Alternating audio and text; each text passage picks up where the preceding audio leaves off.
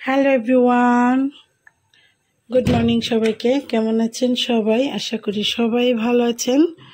আমরা আলহামদুলিল্লাহ ভালো আছি।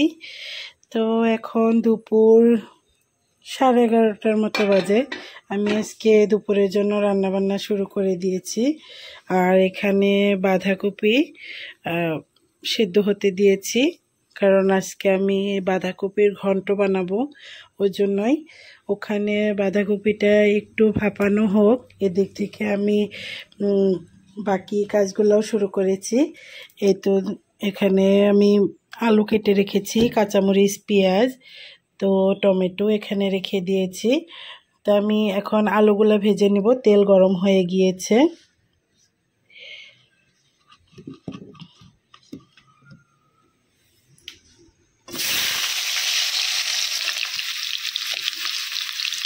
আলুগুলা ভালো করে ভাজা হোক। আলুগুলাও খুব ভালো করে ভাজা হয়ে গিয়েছে। চাইলে আলু ভাজার সময় একটু হলুদ দেওয়া যায়, তো আজকে আমি আর দেইনি। আর এদিক থেকে বাঁধাকপিগুলো খুব ভালো করে সেদ্ধ হয়ে গিয়েছে। আমি ধুয়ে তারপর চিপে নিয়েছি। আর এদিক থেকে আলুগুলো আমি বাঁধাকপির উপরেই উঠিয়ে নিচ্ছি, কারণ একসাথে যখন দিব মানে একসাথেই দিব, ওই জন্য আর আলাদা বাটির মধ্যে তুললাম না। খুবই সুন্দর একটা আলু ভাজার ফ্লেভার বের হয়েছে, চিপসের মতো।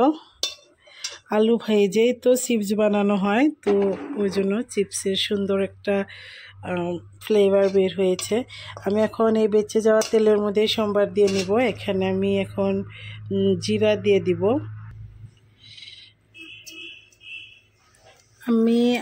আমি যেভাবে বানাই ওটাই শেয়ার করছি।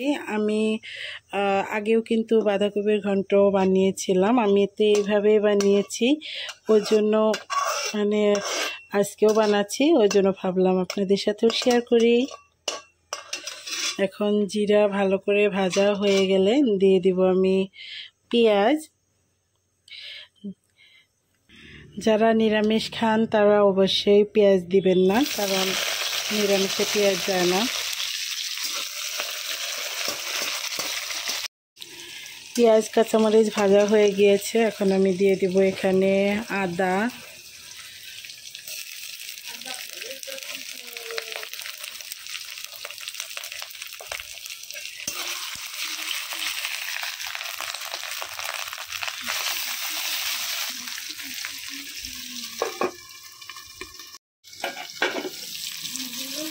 ভাজা হয়ে গিয়েছে। এই টমেটোগুলোও কিন্তু সফট হয়ে গিয়েছে। এখন আমি একটু নাড়াচাড়া করে নিয়ে তারপরে একটু পানি দিয়ে দিব, তারপরে গুঁড়া মশলা দিব। এখানে টমেটোগুলো একটু গলিয়ে নিচ্ছি। এই তো টমেটোগুলো গলিয়ে নিয়েছি, এতে পানি দেওয়ার প্রয়োজন হবে না মনে হয়।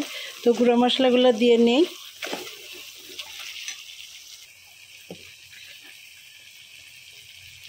পরিমাণ মতো হলুদ গুঁড়া, জিরা গুঁড়া, ধনিয়া গুঁড়া, গরম মশলার গুঁড়া দিয়ে দিলাম একটু। এই তো নুন দিয়ে দিলাম, আরও একটু লাগবে। আবারও একটু ভালো করে মিক্স করে নিই।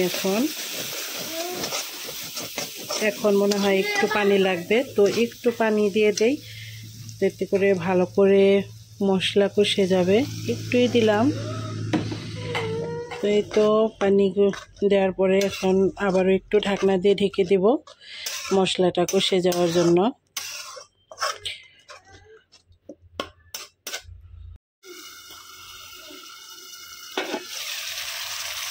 মশলাগুলো ভালো করে কষে গিয়েছে।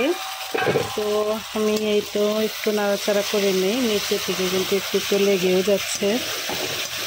এই মশলার মধ্যে এখন আমি বাঁধাকপি আর আলু ভেজে রাখাগুলো দিয়ে দিব।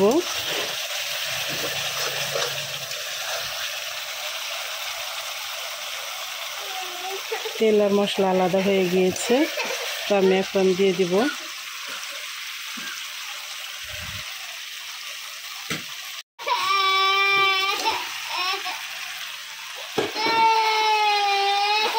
একটা অনেক বড় একটা বাঁধাকপি ছিল, তো এই বাঁধাকপি অর্ধেক না, অর্ধেকের বেশি সবটুকুই নিয়েছি। আমি একটু বেশি করে করব আজকে বাঁধাকপির ঘন্ট, ওই জন্য আমি অনেকগুলো বাঁধাকপি নিলাম, অনেকটুকুই।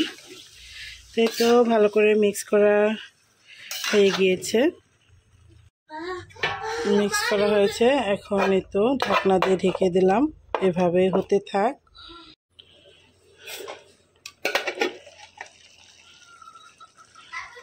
অনেক বেশি পানি ছেড়ে আসছে, তো আমি যেহেতু চুলার আঁচটা কমিয়ে দিয়েছিলাম ওই জন্য কিন্তু অনেক পানি উঠেছে। আর এই পানিটাই খুবই লাহে লাহে জ্বালে একদমই শুকিয়ে গেলে তারপর এই বাঁধাকপিগুলো একদমই নরম হয়ে যাবে। তো ওই জন্য এইভাবে আমি একদমই ঝোলের পানি শুকিয়ে নেব, মানে এটা একদমই ভাজা হবে না, মাখা মাখা হবে। তো মাখা মাখা করেই এই বাঁধাকপির ঘন্টটা রান্না করব, ওই জন্য এভাবেই হতে থাক।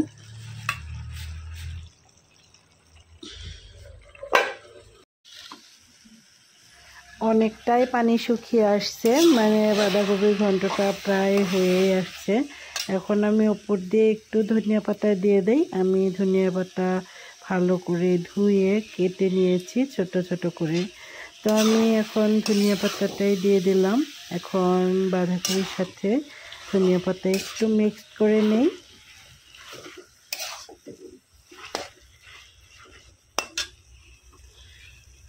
আমার বাঁধাকপির ঘন্ট রান্না শেষ, তো আমি চুলাটাও বন্ধ করে দিলাম। আর এইটা এভাবেই থাক, একটু পরে নামিয়ে নেব খাওয়ার আগে। আর এদিক থেকে আমি আলু দিয়ে শুটকি মাছ একটু ভাজার মতো করে নিচ্ছি। এটা হলো রিঠার শুটকি। আমার বাপের বাড়ির সাইডে এই শুটকিটাকে রিঠা মাছ বলে, রিঠার শুটকি।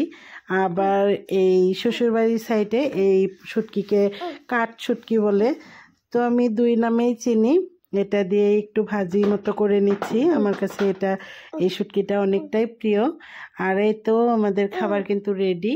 এটা হলো লাবড়া, আমি কালকে রাতে করেছিলাম, ওটা রেখে দিলাম একটু গরম করে। মানে সব রকমের সবজি দিয়ে লাবড়া রান্না করে উপর দিয়ে মাসকলাইয়ের ডাল দিয়ে রান্না করেছিলাম। এখন রান্না করলাম বাঁধাকপির ঘন্ট, আর এই তো শুটকি মাছ দিয়ে আলু ভাজি। তো এইগুলা দিয়ে আমি এখন খাবার দাবার কমপ্লিট করব। আর ডিম ভাজি করেছিলাম, আর আমার বাবাটাকে ডিম দিয়েছি। ও তো কুসুম খায় না, ওই কুসুমটাই আমি নিয়েছি। তো আমি এখন ভাত খাবো।